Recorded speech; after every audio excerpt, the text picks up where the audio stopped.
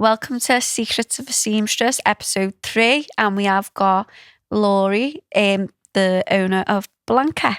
Hello. Right, so what's your brand and what's it called? What's it about?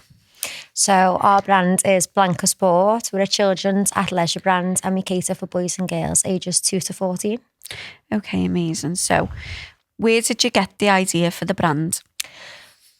The idea was there's so much demand for adult athleisure wear and adult active wear. So I feel like there's so many brands doing that. And we just thought there's a crazy gap in the market for this. So there was a gap in the market and you thought, we're going to corner this. Yeah.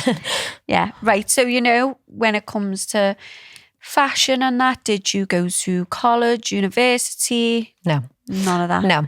So there's two of us. I'm the co-founder. So there's me and Marny. Neither of us went to university. Yeah. I was a dancer, so I danced. I went to dance college, and then when I come out of dance college, I realised I didn't want to do it, so I went into PTing. Yeah. And then this idea come, so we ran with it. Yeah, this idea come.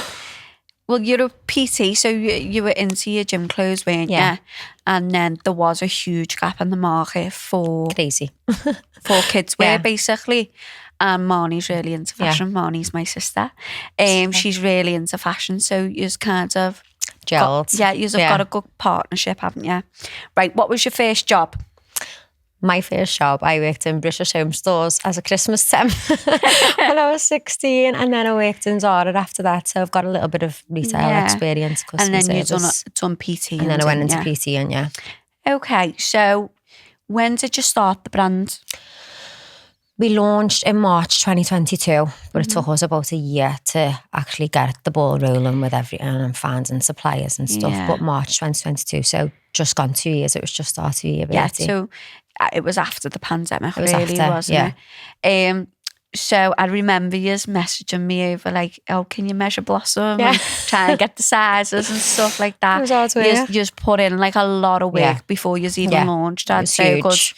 A year. Maybe longer, months, You just, like with the size, and you just wanted it perfect, and you both are perfectionists. Yeah, we are. But it shows. It shows in the brand. So, have you got a team?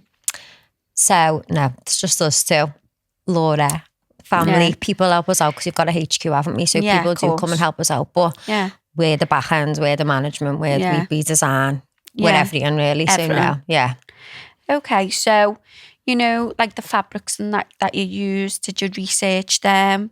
Yeah. Because they are high quality. Yeah. When you get your product, the kids wear is the fabric is high quality. That's what I was saying before. It took us about a year, maybe longer, to find the right fabrics, the right supplier. We wanted it to be luxury. Yeah, we wanted it to be luxury, and it does show now because the quality of the stuff's amazing, isn't it? Yeah, because you used to walk in JD, there'd be like one small rail for kids wear, and it'd be terrible. Yeah. It'd have mad colours, mad prints.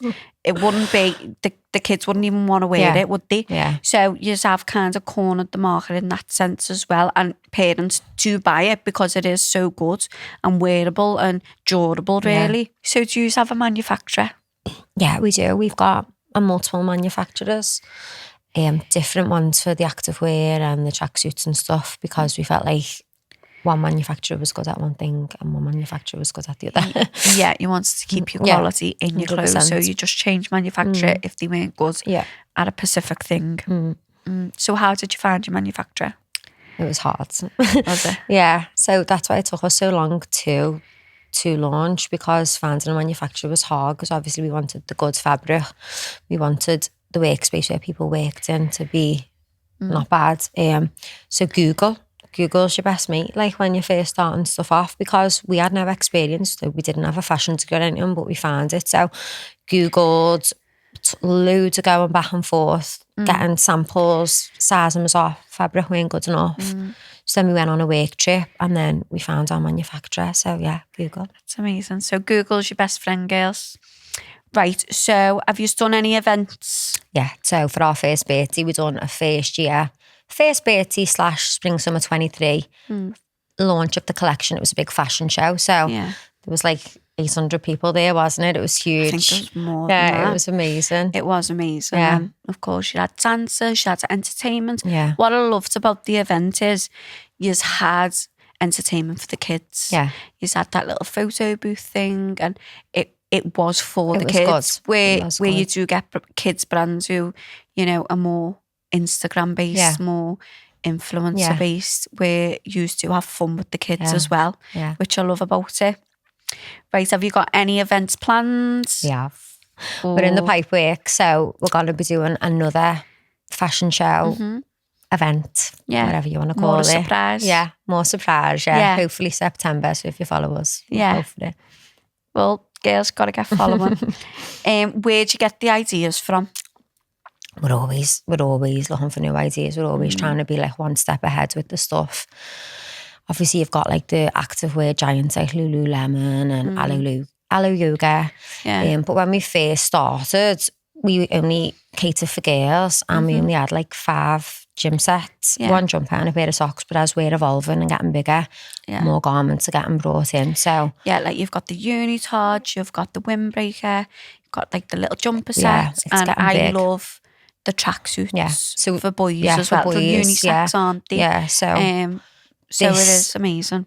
this collection is going to be the biggest yet. So we are bringing like a lot more garments in. So we trying to get inspiration from like brands that we see ourselves as not being, but strive to be. Yeah, And our mottos. you're evolving, with every collection, aren't you? Yeah.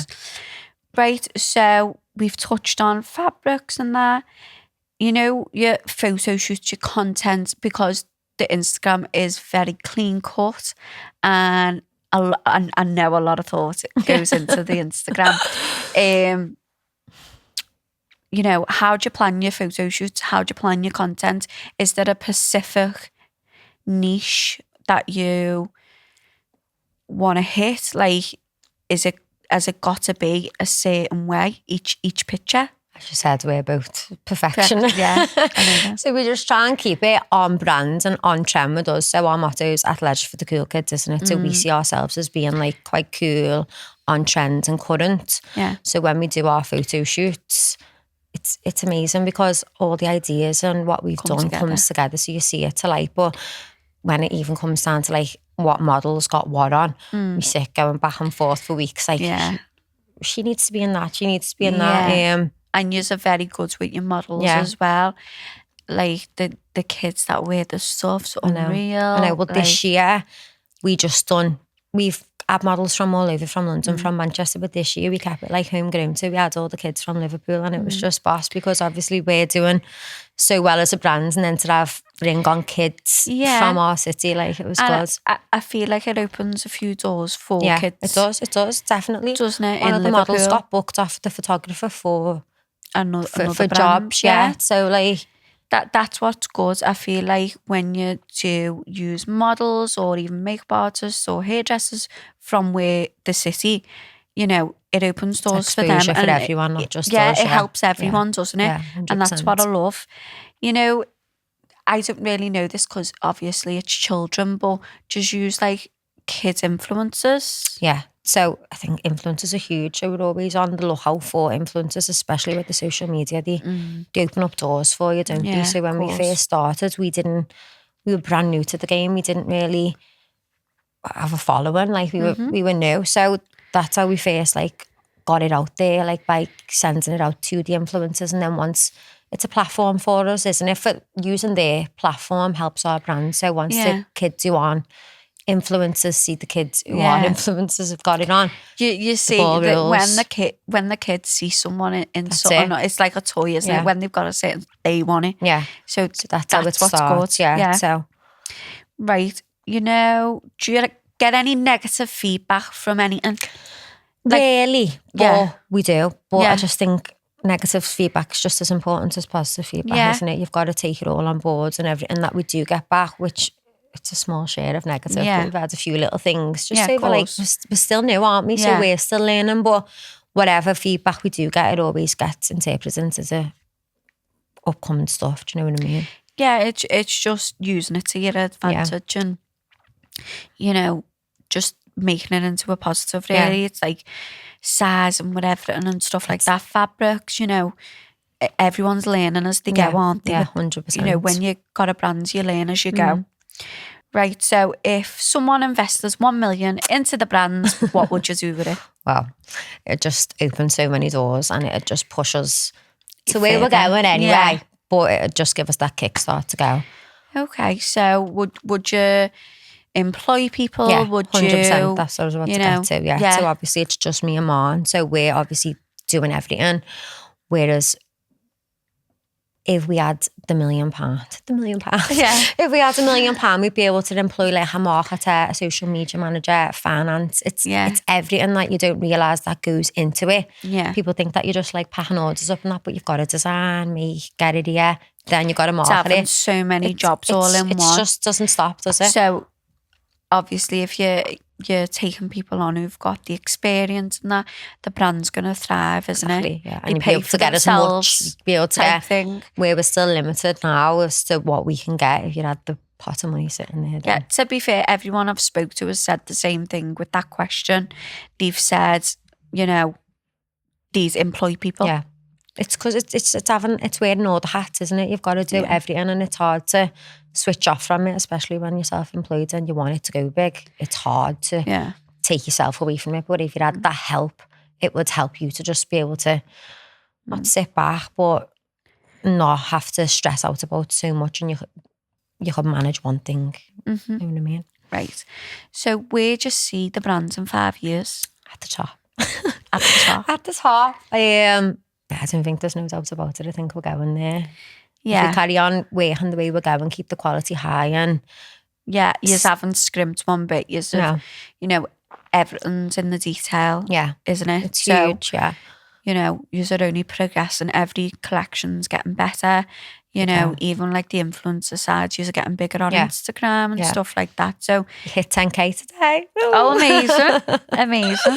10k. So, would you like flagship stores? Would you like, to be in certain, on certain websites? What do you want to do? What do you want to be? Love to have our own flagship store, and love to also be in shops, in high-end shops, because we do see the brand as like a luxury brand. We'd love it to be in like the likes of like Selfridges, and I do think it's heading that way, because I haven't seen any other brands do what you do in kids gym wear anyway.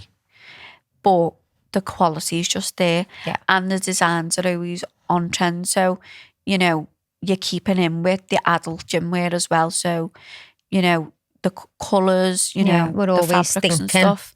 What's coming next, like colour trends, style trends. Wouldn't you ever do like adults wear? It's something we've thought about. Yeah. People ask us, because if you haven't got kids, you obviously know how good the stuff is. But if people don't have kids, no one sees the quality. I just feel like there's a big market there for you, where mum and daughter love twinning, don't they? They love, the parents love twinning with the kids, don't they? And that's like kind of a vibe that everyone kind of goes for this time. Something we're thinking of. Yeah, so that's something to think of, isn't it? So do you have payment options for people? We do. So obviously our prices are not too high, but they're not cheap as well. But obviously it's because the product is such good quality, and if you feel it yourself, it is. So we introduced Klarna last year. A lot of people do play on Klarna, and it gives you like the opportunity to be able to buy more than like one thing, because the price points aren't low. Some people, it's hard. Yeah, it's like a cost of living crisis. It's hard. Yeah, it is. It's like being a mum as well. If you've got a couple of kids, it's hard, isn't it? So it is good being able to pay off, and 100%. As I say, if you're paying off something and it's durable and the kids love to wear it, it's also on the wear. Exactly, and it's comfy. Yeah, it's comfy for them, and they can wear it for dance. Gymnastics. They come in, all the kids come in, and they've all been on dance on a Saturday, and it's boss, because they always come in in our stuff as well. So like that's a proud moment for us. How do you feel when the kids walk in, or you're out and you see the kids in your stuff? It's like surreal. Like it's just mad. Like sometimes like someone will send us pictures and they're on like flights going to like anywhere in the world, and like someone will send us a picture saying, "Oh, someone's got Blanca on here." Like, it's mad, but it's taking over the city. It really is. It's I doing wouldn't amazing. say the city. I'd say the UK. And then to be fair, I've seen a couple of kids in America, Spain, you know, Dubai, it's going, you know, a lot of kids, because as well in hot countries as well, it's so easy to throw on. It's throw on. You know yourself, that's all you should throw on. It's mad because no one really gets dressed anymore. Probably no one really gets dressed. Everyone's always in active wear. So that's where the idea come from as well. Like, it's easy just to throw on the kids. Like, people come. I love the way you're saying active wear, and I'm like, gym wear. But like when the kids come in, like Christmas, it was absolutely chocker. We had to drop 2 new colours because we just sold out like that. Yeah. And mums were coming in saying, I've been and bought these all designer clothes, and like I'm taking them back because that's it. You're walking in these places and paying what, £250 for one outfit? More for one day. That's just basic, isn't it? £250, and that's for one child. So if you've got 4, that's £1,000. I know. You know, and that's one day. You've got Boxing Day, you've got New Year. You know what I mean? So that's £3,000 if you've got a couple of kids, where they could spend what, £500-600, and not even that. And the kids, it's what they want to wear, and it's what they want to wear. They're comfy. You know, there's nothing worse than being a mum and dressing the kids, and they hate what they've got on. There's murder. They start ripping it off, taking the shoes off. There's nothing worse. It's just a waste, isn't it? I done it myself for our baby on Christmas. And why did I spend that money on? Yeah. That, you just do it because you think, you think you've got to, but you haven't. You haven't. You haven't. But yeah, I do think you're going the right way with the gym wear, and you know, no one else has done it. Well, how would you feel if someone did copy you though? It's a hard one, it's the world we're in now, isn't it? It's only a matter of time until someone does do it, but that just gives us a little. You're always going to be one step ahead, aren't you? Yeah, we're established, aren't we? And people know, like, it's always retaining customers. Like when we're packing orders up, I recognise people's names, or like we've got friendships with like some of the mums now, because we know we have got friendships because they're just retaining customers. So that just shows to us as well that the stuff is good quality stuff, because everyone always comes back for more. Yeah, no, I know. Okay, so what's the next step for Blanca? Okay, so the next step for us is obviously what we touched on before, getting it into shops, into retailers, and getting it out there, because obviously we've got our own HQ which we work from. But the next step is to get it seen as a luxury brand around the world, and get it into places, not just like selling it from. We're obviously in Catherine's Noton, which is a designer shop. That's the way we want to go now. We want to get it out there. That is amazing though, that you have done that. But has any more retails reached out yet? They have. So Child's Play reached out to us. Amazing. And then we've also reached out to retailers. So I think it's just a matter of time until someone sees us, because as we've said, there's a gap in the market for it. So I think it's just a matter of time, and then the product stands for itself. So it's just getting it out there, isn't it? Like, it takes that one person. It's like, I say that all the time. It takes one person to wear the outfit, and to go viral on TikTok, Instagram, and you know, and it's got to be seen by that one person as well, who works for these big retailers. That's what I'm saying. It just takes that one person also to. Once one person's interested in, like we've just been saying about the kids, everyone starts getting interested in it. So I think it's like a trend, isn't it? It's a trend. There's a trend, and it's just the way the world works, isn't it? But hopefully by the end of the year, with this collection especially, because it's unbelievable, we're in. No, it is gorgeous. And I love the bright pink and yellow. Is that being a good seller? That's it. That come in on Thursday, and we've upped our quantities, and it's nearly all gone. Like, and we haven't even put it on the internet. Yeah, that's amazing. It's on the internet. We haven't even put it on the socials. Like, it's mad. But the autumn winter 24. I can't wait for that. It's unreal. Because I love the tracksuits and everything that you do. So the coat and all that. So Yeah. like we're dipping our toes into things we haven't done. As we're getting bigger, we're bringing more stuff out. And no one else has done it. So that's amazing, isn't it? Right. Have your tequila rosé because we forgot to do it at the beginning. So that might say... Do you want to cheers me? Well, cheers. How do we go round that? I went everywhere for shot glasses and could only get these. It's a milkshake. I could drink that. Cheers, Kelly. So yeah, that is episode 3 of Secrets of a Seamstress. Tune in next week for our next guest.